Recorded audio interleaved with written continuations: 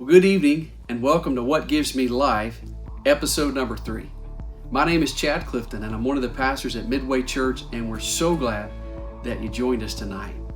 Midway created these episodes simply to offer encouragement, offer hope, and just send some positive vibes out over social media. So thanks for giving us some of your precious time. Tonight's episode is called Financial Help During Difficult Times. I mean, you and I have seen the unemployment rate go from just 3 million people a few weeks ago to now over 22 million people who are looking for a job. It's unthinkable, it's unprecedented, and man, it's very unnerving. I feel it, we feel it, you feel it, and we're all asking questions. How do we put food on the table today, and how do we also plan for tomorrow and just about everything in between? So to help you with that, we've asked Jason Norton, who's the founder and CEO of Norton Financial Incorporated, to join us tonight. He's an expert in his field, and I know tonight you're going to be blessed with a wealth of knowledge as he tackles some of these tough issues and also answers some of your questions that you're dealing with right now. So sit back and get ready for What Gives Me Life.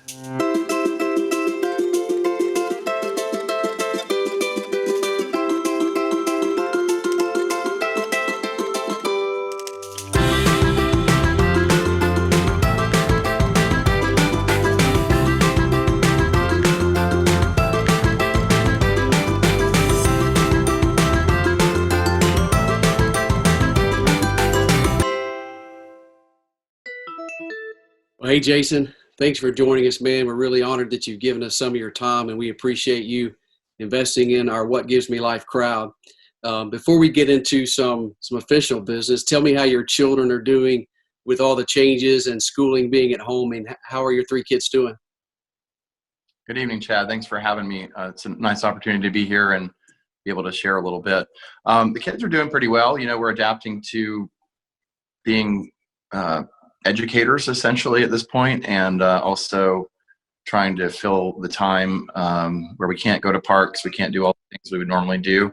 But thankfully the weather's been pretty good overall, so we've been spending a lot of time outside, biking the green belt, doing sidewalk chalk, just anything to try to expend a little bit of the energy. Yeah, I saw you on the green belt one day, man. You were grinding it out on a bicycle, so kudos to you for working hard and staying in shape. And I'm glad it has been nice outside so that the kids can do that. That's definitely been a blessing for our family. So let's talk about the family unit for a minute. As I mentioned in our intro, we've seen over 22 million people file for unemployment. That number obviously is going to continue to go up.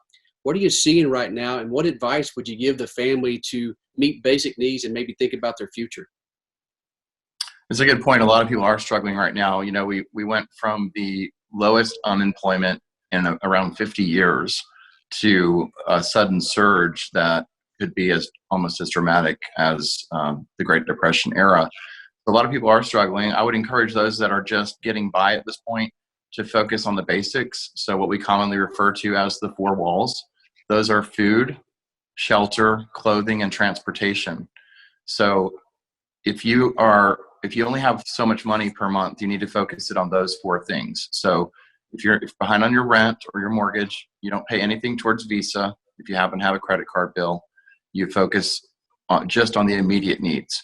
So you pay your rent, you save enough for food for your family, you save enough for gas to get where you need to go, and you make sure your family obviously has adequate clothing. Anything beyond that would be considered a luxury. And so there are a lot of things you may have to make tough decisions about and simply cut out at this point. You might need to cut cable altogether. You might need to cut some other luxury that you might deem as a necessity, but in reality, it's truly a luxury. Yeah, satellite radio, some other things that people may have that they could do without. Also, people, you mentioned some of the things that have been pulled back. The president actually extended the tax deadline to July the 15th. Would you recommend people go ahead and file that, or save that money if they owe? What are you thinking right now? Well, if you have a balance due, there's no penalty to wait until the 15th of July to pay that. So, myself, I have a balance due this year, and I haven't even filed yet. So I'm not worried about that because I've got basically 3 more months to deal with that. Obviously, if you've got a refund coming to you and you need the cash, there's no reason you would wait any longer, assuming you have all of your tax forms, which you should have those by now. So, but yeah, if you've got a balance due, there's certainly no reason to rush out and do that early. Do keep in mind, for those who pay quarterly, they still need to continue their quarterly payments as scheduled. Yeah, so great thought. So let's transition to the business sector for a little while. A lot of small business owners have had to close their doors. Some of them are able to reopen. I know there's a little confusion about that, and we'll see kind of how that fleshes it out in the next couple of days and weeks and what people are comfortable with. But what advice would you give business owners right now as they're trying to figure out how to make things work? It's a good point. Small businesses are truly the backbone of the United States economy, and it's been obviously a very tumultuous period. So the CARES Act has a few key provisions that small business owners may be able to take advantage of. And I say maybe because the funding of the initial round of this, which was $349 billion, ran out last week. Now, by the end of this week, there's supposed to be additional funding available to fund these programs. But I would encourage those who are interested, who missed the first round, to go ahead and talk to their banker now. The two programs are the Payroll Protection Program, which is the one where you have up to 8 weeks of payroll and other costs that can be set up in the form of a forgivable loan, as long as you don't lay off employees and at least maintain your payroll, and at least 75% of the usage of that loan is for payroll, then it will be forgiven. But even if a portion of it is not forgivable, you'll have 2 years to begin making payments at a 1% interest rate. So it's a very attractive program. However, keep in mind, the funding on the first round went very quickly. So if you missed that and you're trying to get it, go ahead and talk to your banker, because the PPP, or the Payroll Protection Program, you have to go through your local banker where you have your business relationship. You can't go online and simply apply for it. The other provision is the Economic Injury Disaster Loan Program. This is the one that got a lot of talk a couple weeks ago, because you can get it in advance of up to $10,000 by simply applying online through the Small Business Administration website. However, the funds for that also have quickly dried up. Some are saying they're starting to get direct deposits for those amounts, but many have not received anything from that at all. That is also supposed to be replenished this week. The rule on that is it's a max advance of $10,000, but also a maximum of $1,000 per employee. So if you have 4 employees, your maximum advance would be $4,000. The advance itself of up to $10,000 is fully forgivable with no requirements whatsoever. There may be additional loans available beyond that at a 3% interest rate, but once again, you'll need to talk to an SBA representative or your banker about some of the details of the bigger loans. Yeah. Thanks for bringing some clarity to some of that. I know there's been some confusion and people who wanted that who didn't get it. So the thing really is, work through your local bank, let them help you navigate that. They've got the inside scoop and the ability to help you access those funds if they're available. That's right. And truly, if you are seeking funding, I would go ahead, and you missed the first round, go ahead and talk to your banker now. I've gotten a couple of emails from a couple of the banks I do business with saying, hey, we're expecting the funding to come. Talk to us now, get your paperwork in order so that the minute it's available, we can hit go. And so you need to be ready for that, because there is a lot of documentation you have to gather for the Payroll Protection Program. Good. Great advice there. So another part of a segment of people rather that have been impacted, obviously, are senior adults or the retired community who have watched their retirement shrink dramatically in a short period of time. What advice do you have for them right now that gives them a little bit of confidence as they sit today thinking about their future? That's a good question for anyone who's invested. It's been, we had I think, peak to trough decline in the Dow of around 37% in about a month, which was unprecedented and certainly scared a lot of folks. So whether you're 40 and 20 years till retirement, or you're 70 and already retired, it was a scary period. If you're already invested, you need to remain invested. Now, once this is all over and things have stabilized, if you look back and say, you know what, I wasn't prepared for that roller coaster, I don't want to ride that again, then talk to your advisor, talk to your investment person about going more conservative and limiting the volatility that could be in your portfolio. But if you're already invested, stay invested for now, unless you have an immediate need for money. If you have an immediate need, then you probably should move a portion of those investments to a cash equivalent, knowing that you have an immediate need. For those that are of required minimum distribution age, so this is very important for people who are 72 or better, you have to take what's called a required minimum distribution, or RMD, from your retirement account.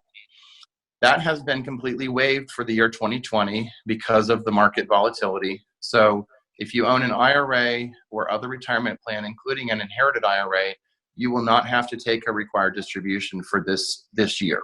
So that mandatory requirement is gone altogether for 2020, and you won't have to make it up next year. You can completely skip the year. Now, here's a pro tip for those of you that are 70 and a half or better, and you have a charitable inclination, and maybe your portfolio was really conservative and you weren't really damaged by the volatility, and or maybe you're thinking, well, by the end of the year it will rebound and I may want to do something with some of those funds.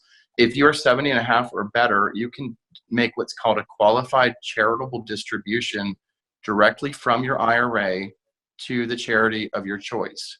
And the benefit to that is most retirees don't have enough deductions to itemize. They're just taking the standard deduction.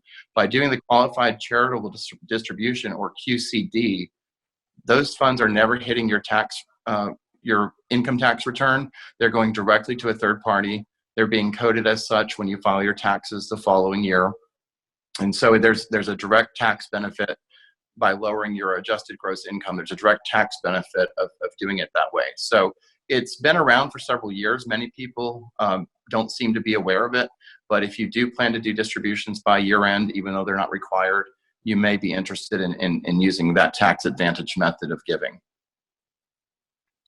There's a lot of great information in there. Is there a website you would recommend where people can go get a little more detail about what you just said if they're in that bracket? There's all kinds of great sites out there. There's Bankrate, there's Money Watch. There's or Market Watch. There's all kinds of great sites out there. Do be careful. There's also a lot of scams during this time, and so be careful, because something might pop up on your screen that looks great, and it's someone trying to gather your information or otherwise harm you in some way. So do be careful. Yeah, great wisdom there. So I want to go to the three questions that we've had come in from our audience. The first one is, mortgage rates are low. Should I refinance my home right now? Yeah, so mortgage rates are once again historically low. It seems like we've heard that a few times over the past decade. The rule of thumb is if you can get at least a 1% better rate, it probably is a good deal for you. There's a few caveats though. One is, if you're planning to move in the next year or two, the closing costs are going to eat up any benefit you would gain. So watch the closing costs and plan to stay in that home at least 3 to 5 more years to recoup some of those costs. Also, if you have the ability to do a 15-year, and a lot of people don't even think about it, but let's say you've been in the house a little while, you're in the 7th year of a 30-year note, have your mortgage broker run the option of doing a 15 or even a 20-year loan versus a 30, and pay that sucker off early if you can. Yeah, great advice. So the next question is, what's the best way to use my stimulus check? A lot of people are getting those directly deposited in their account. We don't want to waste that. We need to plan for the future. What do you recommend we do with that right now? It's so tempting when a person comes into a lump sum of money like that, which $1,200 is certainly not nothing. It's so tempting to want to run out and spend that on some big purchase, some immediate gratification type of purchase. Really what people should consider is, this could be a prolonged economic event, and it would be wise to put that into savings, to pay down debt, to save it for a rainy day, save it for budgeting out some grocery bills, whatever that may be. I would be very careful with it. I know it's intended to stimulate the economy, and certainly some people run out and spend every penny of it right away. But if you can save at least part of it in your emergency fund, it would be very wise to do so. Okay. Last question. We're seeing a lot of pop-up ads on social media, on the internet about investing in certain stocks. What should I do with that right now? Well, once again, there's a lot of scams out there right now. We actually sent an email blast to our client base last week, just warning them about all the phone scams, the internet fraud that's going on. The scamsters are always a step ahead, it seems, and they're trying to, take advantage and prey upon people's fears and uncertainty during this time. So be very, very careful with anything you click on. And especially if you're a little bit older, maybe run it by a family member, if it's something you're considering doing, or if you're scared about a phone call you got that seems like it's from the IRS, for example, which they won't call you, by the way. But if anything like that happens, reach out to a younger family member, a child, a grandchild, someone that can help you determine whether or not that is something that's legitimate. But as far as investing goes, if you're invested, stay invested. If you have cash to invest and you have a long time horizon, then it's something to consider. And you'll have to talk with your advisor to figure out what the proper mix of funds is for you and what the right mechanism may be to invest. But if you don't have at least 3 to 5 years to leave those funds alone and let them grow, then you just need to keep your funds in a savings account or a money market fund. Yeah, good advice. And unfortunately, during these times, the scammers come out to try to find a way to steal money from people. So the moral of the story is go to a trusted source, go to somebody who's proven themselves, make sure you're doing the right thing, and make sure your money's secure. No doubt. So great advice there. Well, Jason, thank you so much for your time. We greatly appreciate it. Appreciate you joining us for episode 3 of What Gives Me Life. And we thank you for sharing a little bit about your family. Hope your kids stay well, and we'll talk to you soon. Thank you, Chad. I appreciate the opportunity and certainly hope the information was helpful to many. All right. Take care, Jason. Thank you. Well, thank you for joining us for What Gives Me Life, episode number 3. We're grateful that you did so. Whether you were at work, in your car, driving down the road, wherever, we're thankful that you gave us some of your time. Also, to those who are continuing to fight this pandemic on the front lines, we're grateful for what you're doing. We pray for you often, and our community is thankful as we begin to see things trend downward. It means a lot, and we know that you have been a big part of making that happen. So thank you, thank you, thank you. We would like to ask you to do a couple of things. First of all, we would love for you to shoot a What Gives Me Life video and tag Midway Church in that so that we can share that and get some more positive energy going out on social media. Secondly, we would love to ask you to join us on Sunday morning at 11 a.m. for our church services. We have incredible worship, inspiring message, and our people being together, encouraging one another. We can't do that in person right now, but we're doing that in a format that allows us to still stay connected, and we would love for you to be a part of that. We also have some amazing content for children, for students on our church website. You can find all of that at midwaychurch.com. We hope to see you on Sunday, and we hope to see you back here next Thursday for What Gives Me Life, episode number 4. You're not going to want to miss that. Take care. We'll see you soon.